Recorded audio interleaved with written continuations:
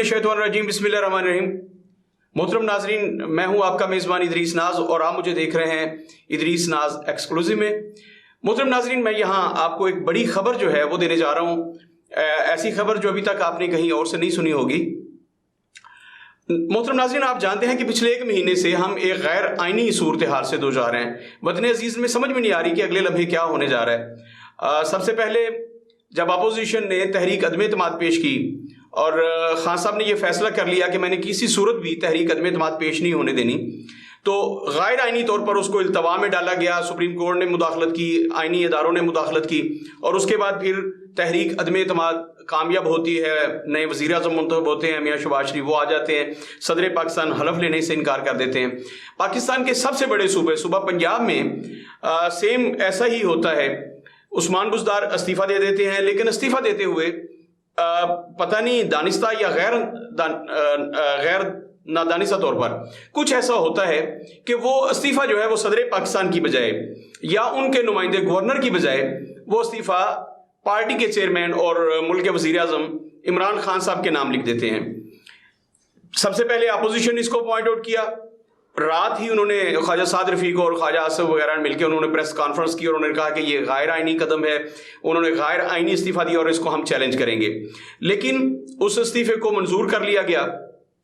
और उसके बाद फिर एक अजीब सी सूरत हाल पंजाब असम्बली में पेश आती है। पंजाब असम्बली में उस वक्त के स्पीकर और परवेज़ इलाही साहब वो फैसला करते हैं कि मैंने मुश्तरका तौर पर पीटीआई और जो उनके इत्तेहादी उनकी तरफ से वज़ीर आला का इंतखाब लड़ना है।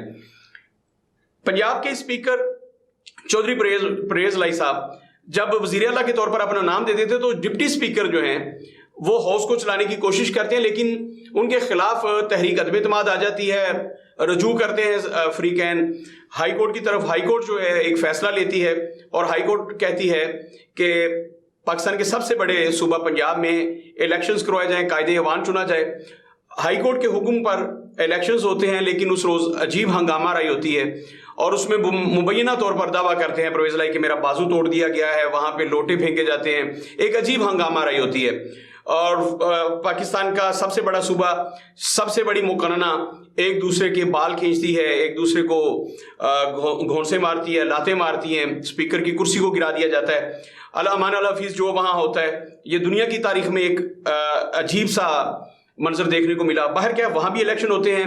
हमजा शहबाज शरीफ कायदे अवान मुंतखब हो जाते हैं, वज़ीर आला पंजाब मुंतखब हो जाते हैं। बहुत सारी बातें होती हैं कि जनाब बाप जो है वो वज़ीर आज़म पाकिस्तान है और बेटा पाकिस्तान के सबसे बड़े सूबे का वज़ीर आला है। खैर जो भी हुआ, उसके बाद हलफ बर्दारी का मामला आता है तो गवर्नर साहब हलफ लेने से इनकार कर देते हैं और फिर गवर्नर साहब ये एक कानूनी नुक्ता जो सबसे पहले अपोजिशन ने ही उठाया था उसकी प्ली लेते हैं और वो कहते हैं कि ये तो बुज़दार साहब का इस्तीफ़ा हुआ ही नहीं।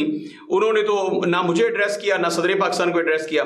चूँकि उन्होंने वज़ीर आज़म को एड्रेस किया लिहाजा वो गैर आइनी इस्तीफ़ा है और अभी वज़ीर आला पंजाब जो हैं वो बुज़दार हैं और ये जो इंतखाब हुआ है ये कतई तौर पर गैर आइनी है। दूसरी तरफ चूँकि ये इंतखाबात जो हैं ये लाहौर हाई कोर्ट के हुक्म पर हुए थे, तो अपोजिशन और आज की हुकूमत अभी तक ये कहती है कि हमसे हलफ लिया जाए। आज भी 4 बजे का टाइम था और उम्मीद थी कि अगर सदर पाकिस्तान हलफ नहीं लेते, उनका नुमाइंदा हलफ नहीं लेता गवर्नर, तो जो हमारे चेयरमैन सेनेट हैं वो उनसे हलफ लेंगे।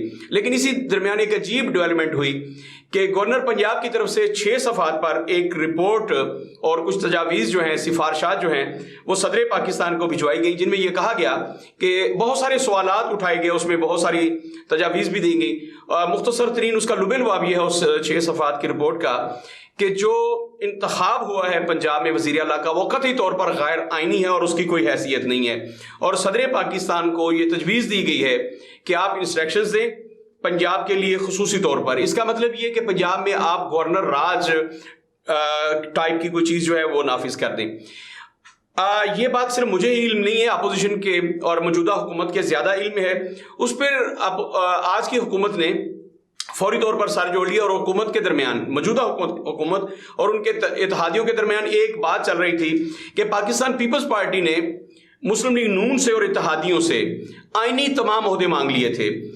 मिसाल के तौर पर پیپلز پارٹی کی ڈیمانڈ تھی کہ صدر پاکستان آصف علی زرداری ہوں، اور جیسے سپیکر ان کے بن گئے راجہ پرویز اشرف صاحب، اسی طرح وہ چاہتے تھے کہ سینٹ کا چیئرمین بھی انہی کی طرف سے ہو، اور وہ وزارتیں نہیں لینا چاہتے تھے۔ باقی سارے اتحادی اور مسلم لیگ نون چاہتی تھی کہ وزارتوں میں بھی پیپلز پارٹی ہے، لیکن پیپلز پارٹی چاہتی تھی ایک تو مسلم لیگ نون 20 نشستیں جو ہیں وہ پنجاب میں انہیں دیں، مطلب پیپلز پارٹی کے کینڈیڈیٹ ہو، اور ان کے مقابلے میں مسلم لیگ نون اور ان کے اتحادی جو ہیں وہ اپنے ممبرز نہ دیں، وہاں پر مسلم لیگ نون سپورٹ کرے۔ خیر یہ تو باتیں ان کے درمیان چل رہی تھیں، اور جب یہ سارا کھیل چل رہا تھا تو اس درمیان کسی نے، یا فضل الرحمان صاحب نے خود کو صدارتی امیدوار کے طور پر پیش کیا تھا، اور اس وقت کہا جاتا ہے کہ مسلم لیگ نون نے اس پہ اتفاق کر لیا تھا، اور میاں شہباز شریف صاحب نے شاید میاں نواز شریف صاحب کی رضامندی سے یہ حامی بھر لی تھی کہ اگر ایسا ہو جاتا ہے تو آپ ہی صدر پاکستان ہوں گے۔ لیکن جب پیپلز پارٹی میدان میں آئی تو پیپلز پارٹی نے پھر پاکستان کا سب سے اعلیٰ جو منصب ہے صدارت کا وہ مانگ لیا جناب آصف علی زرداری صدر پاکستان کے لیے۔ انہوں نے کہا کہ آصف علی زرداری ہوں گے جو پہلے بھی صدر پاکستان رہ چکے ہیں۔ تو پیپلز پارٹی نے اپنے کو چیئر پرسن کے لیے منصب صدارت مانگ لیا۔ اس کے بعد مولانا فضل الرحمان بالکل خاموش ہو گئے تھے، ایک سائڈ بھی ہو گئے تھے، اور لگ رہا تھا کہ یہ خاموشی ہے جو کسی بڑے طوفان کا پیش خیم ہے۔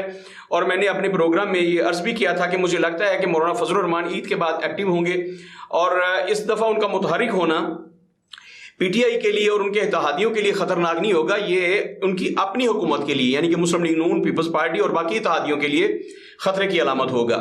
لیکن اب حیران کن بات جب یہ ساری صورتحال چل رہی ہے کہ عمران خان صاحب نے ایک بہت بڑا فیصلہ لے لیا ہے، انہوں نے کہا ہے ڈو اور ڈائی کہ مار دو یا مر جاؤ۔ تو جب وہ اس سطح پہ پہنچ گئے ہیں کہ انہوں نے پاکستان کے آئین کو بھی نہ ماننے کا فیصلہ کر لیا، وہ کہہ رہے ہیں کہ سارے ادارے ایک طرف بھی ہو جائیں تو ہم نے اب ایک ٹف ٹائم دینا ہے، ہم نے کسی صورت حکومت نہیں بننے دینی، اگر بن جاتی ہے تو ہم نے اس حکومت کو چلنے نہیں دینا، کچھ بھی ہو جائے ہم نے اس حکومت کو چلنے نہیں دینا۔ تو ایسی صورتحال میں اپوزیشن نے سر جوڑ لی ہیں، اور انہوں نے یہ فیصلہ کیا ہے کہ عارف علوی صاحب کو منصب صدارت سے ہٹا کر مولانا فضل الرحمان صاحب کو مشترکہ امیدوار کے طور پر، صدارتی امیدوار کے طور پر پیش کیا جائے اور انہیں صدر پاکستان بنا دیا جائے۔ محترم ناظرین، جو میں نے آپ کے سامنے گراؤنڈ ریئلٹیز رکھی ہیں، اس صورتحال میں جب عمران خان صاحب کسی طرح کی بھی ایسی کسی بھی ڈیولپمنٹ کو ماننے کے لیے تیار نہیں ہیں، وہ کسی حد تک جانے کے لیے تیار ہیں، انہوں نے ہائی کورٹ کے آرڈرز کو ماننے سے انکار کیا۔ انہوں نے کہا، ان کی پارٹی آج تک اور گورنر صاحب اس بات پہ ڈٹے ہوئے ہیں کہ ہم پنجاب کے ہونے والے انتخابات کو نہیں مانتے، ہم نہیں سمجھتے کہ عثمان بزدار صاحب کا جو استعفیٰ تھا وہ ہو گیا ہے، اور جب ان کا استعفیٰ ہی نہیں ہوا تو حمزہ شہباز شریف وزیر اعلیٰ پنجاب کیسے منتخب ہو گئے؟ اگر منتخب ہو گئے ہیں تو یہ قطعی غیر آئینی ہے، اور ہم ایک غیر آئینی وزیر اعلیٰ سے کسی صورت بھی حلف نہیں لیں گے۔ اب آنے والے دنوں میں ہم دیکھیں گے کہ ایک عجیب قسم کی محاذرائی ہوگی، ایک طرف قانون بنانے والے ادارے کھڑے ہوں گے اور ایک طرف پاکستان کی سب سے پاپولر پارٹی اس وقت جو ہے عمران خان صاحب، وہ اور ان کے اتحادی کھڑے ہوں گے جو کسی صورت بھی نہ یہ حکومت بننے دینے جا رہے ہیں، اور اگر بن جاتی ہے کسی طرح سے بھی تو اسے چلنے نہیں دیں گے۔ تو میں دیکھ رہا ہوں کہ آنے والے دنوں میں ایک عجیب طرح کا غیر آئینی صورتحال اس وطن عزیز میں ہوگی، اور مجھے خدشہ ہے کہ اگر پنجاب میں گورنر راج آتا ہے تو وہ صرف پنجاب میں گورنر راج نہیں ہوگا، اور اللہ نہ کرے کچھ ایسی بھی صورتحال بنتی ہوئی نظر آ رہی ہے کہ اگر ایسی صورتحال ہوتی ہے تو پھر شاید جمہوریت کی بھی ساتھ لپیٹ دی جائے۔ میں دوبارہ سے عرض کر رہا ہوں کہ اگر ایسی صورتحال بنتی ہے تو پھر لگتا ہے جب آپ پاکستان کی عدالتوں کے فیصلے نہیں مانیں گے، آپ لیجسلیٹو کونسل کے فیصلے نہیں مانیں گے، پاکستان کی مقننہ کے فیصلے نہیں مانیں گے، تو پھر اس کے بعد بالکل ایسا ہوگا کہ جمہوریت ڈی ریل ہونے کا خدشہ ہے۔ اور اگر جمہوریت ڈی ریل ہوتی ہے تو آپ جانتے ہیں کہ پھر بوٹوں کی چاپ سنائی دیتی ہے، وہ بوٹ آ جائیں گے جو یہاں ٹی وی چینلز پہ آپ کے سامنے ٹیبلز پہ رکھے گئے۔ اگر ایسا ہوتا ہے تو پھر اس کا ذمہ دار کون ہوگا؟ یاد رکھیے اس دفعہ اس کے ذمہ دار ڈکٹیٹرز نہیں ہوں گے، اس کی ذمہ دار فوج نہیں ہوگی، اس کے ذمہ دار ہماری سیاسی قیادت ہوگی جو تحمل کا مظاہرہ نہیں کر رہے، جو اسپورٹس مین اسپرٹ کا مظاہرہ نہیں کر رہے جس کا وہ دعویٰ کرتے ہیں۔ انہیں اجلت ہے، انہیں تعجیل ہے کہ جلد از جلد اقتدار میرے پاس آ جائے، کسی کے پاس اقتدار نہ رہے۔ اسی طرح جو اس وقت کی حکومت ہے وہ چاہتی ہے کہ چونکہ ہم نے اقتدار حاصل کیا ہے، اقتدار ہمارے پاس رہے، تو پھر یہ جو کشمکش شروع ہوگی اس کے نتیجے میں اگر اس ملک میں دوبارہ ڈکٹیٹرشپ آتی ہے تو اس کے ذمہ دار ہمارے سیاستدان ہوں گے۔ اور میں دو ٹوک کہنا چاہوں گا، صرف سیاستدان نہیں، عمران خان صاحب اس کے ذمہ دار ہوں گے اگر ایسی صورتحال بنتی ہے۔